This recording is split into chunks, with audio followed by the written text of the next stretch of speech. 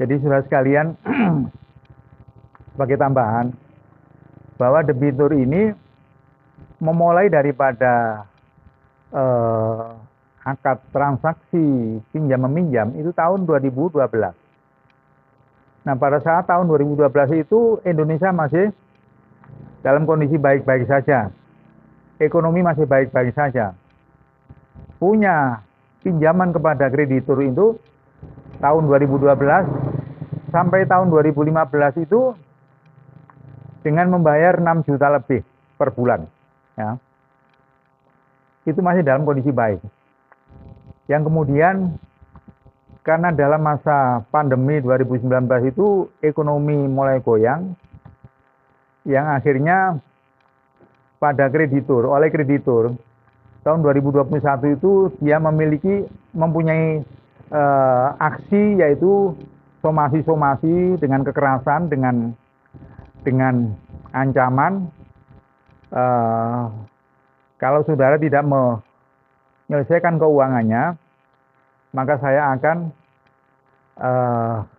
akan lelang rumah kalian. Jangan bertanya soal harga.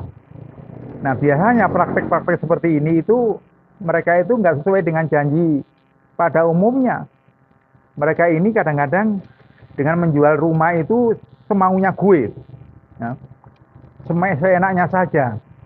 Mestinya rumah itu bisa laku jual 1,5 M, dia bisa jual uang 500-600 dia dilepas. Itu kan merugikan. Itu kan sama halnya merampas hak daripada rakyat, hak daripada debitur. Kita lihat, kita periksa pasal 385 KUHP. Barang siapa yang dengan melawan hukum, mereka itu menghilangkan aset atau sebagian daripada aset itu bisa terjual dengan harga yang semurah-murahnya, itu bisa dihukum. Ya, paling tidak itu bisa dihukum 4 tahun pimpinan BRI-nya.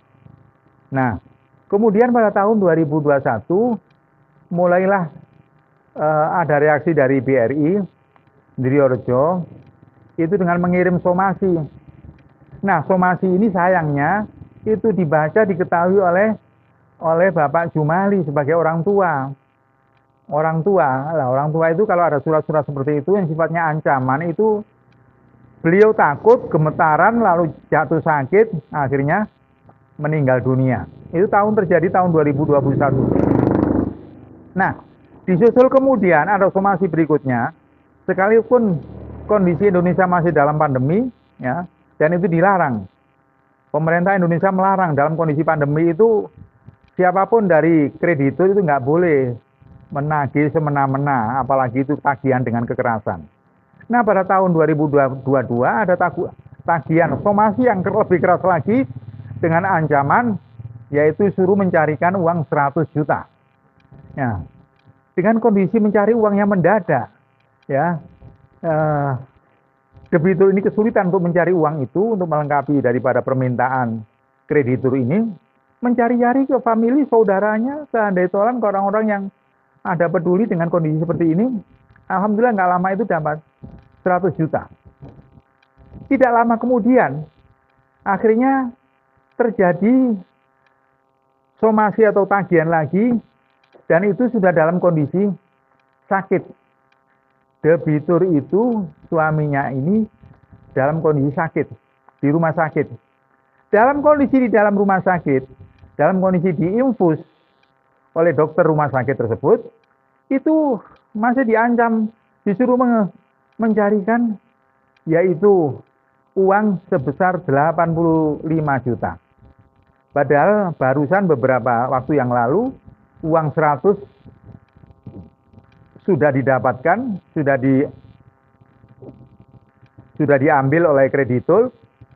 Ini ditekan lagi. Akhirnya yang namanya seorang suami yang lagi jatuh sakit di rumah sakit, bagaimana bisa memikir secara pikiran normal, secara objektif, secara damai? Tentunya dia lebih sakit lagi karena tagihan-tagihan itu sifatnya untuk memaksa kehendak daripada keluarga yang lagi dirundung sakit ini. Oleh karena itu, saya selaku kuasa hukum dari korban, saya nggak terima. Saya menuntut keras. Tuntutan saya ini sudah saya ajukan kepada yaitu Presiden, waktu itu masih Jokowi. Nah sekarang ini sudah Bapak Prabowo. Mudah-mudahan beliau segera merespon dan membantu daripada kesulitan korban ahli waris ini. Mudah-mudahan begitu. Harapan saya begitu. Karena saya yakini Bapak Prabowo ini akan membantu. Karena ini betul-betul ada kesulitan. Betul-betul kondisinya itu sudah di bawah nadir. Saking minimnya ekonomi dan dia pun juga meninggalkan anak yatim yang sekarang itu masih usia beberapa tahun dan masih sekolah di madrasah, yaitu dengan ngaji Al-Quran. Mudah-mudahan ini akan segera terbantu. Dan uang yang diminta oleh korban ahli waris ini betul-betul dikabulkan. Surat kita betul-betul dikabulkan. Tidak hanya sekedar dibaca kemudian diabaikan. Kami berharap agar supaya surat kita ini betul-betul dikabulkan. Mudah-mudahan. Saya yakin Bapak Prabowo itu orangnya baik, orangnya sabar, orangnya itu tulus. Ini sudah disampaikan kepada Gus Dur, yaitu guru kita bersama, kepada Mbak Maimun Zubair, guru kita bersama, termasuk gurunya Pak Prabowo di Aku itu kiai-kiai yang tulus. Mudah-mudahan segera akan direspon dan dikabulkan daripada permintaan kita yang ada dalam surat yang sudah kita layangkan beberapa bulan yang lalu dan sekarang lagi diproses di Polda. Mudah-mudahan Polda dengan segera menindaklanjuti perkara ini dan korban ini bisa menjadi lebih tenang, lebih mengurangi kesengsaraannya, lebih mengurangi kegelisahannya, lebih mengurangi bebannya, terutama beban yang sampai sekarang ini menanggung yatim. Ya mudah-mudahan demikian. Terima kasih. Itu kondisi sakit itu spesifiknya opname. Kondisi opname. Opname di rumah sakit. Diminta paksa uang 80 tambahan 85 juta. Setelah uang 100 itu sudah didapatkan. Kayak dikekutasi Om. Bagian ini dilayangkan. Jadi bagian ini dilayangkan. Sekitar itu opname di rumah sakit. Opname di rumah sakit. Kedua.